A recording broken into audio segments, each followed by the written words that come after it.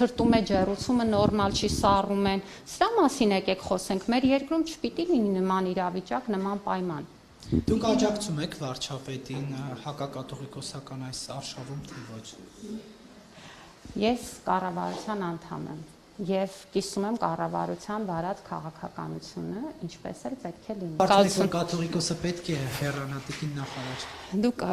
ինձ ոնց որ այս մասին արդեն հարցրել եք, իմ դիրքորոշումը չի փոխվել։ Ես գտնում եմ, որ մեր եկեղեցին ունի բազմաթիվ խնդիրներ, շատ կարևորում եմ, որ հոգևոր կյանքը լինի այնպիսին, ինչպիսին պիտի լինի, այսինքն դա առաջին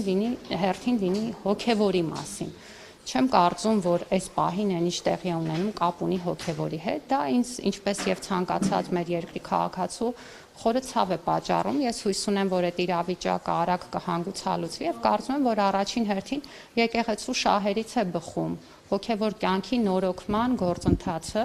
եւ իմ կարծիքով իմ պատասխանը։ Նախարար, եթե հոգևոր հավաք կազմակերպվի, դուք կմասնակցեք։ Հոգևոր հավաք ասելով ինչ նկատի ունեք։ Փաշինյանը հայտարարեց, որ Էջմիածնում հոգևոր հավաք է պատրաստվում կազմակերպել եւ ազատագրել։ Երբ որ կազմակերպի կմտածեմ։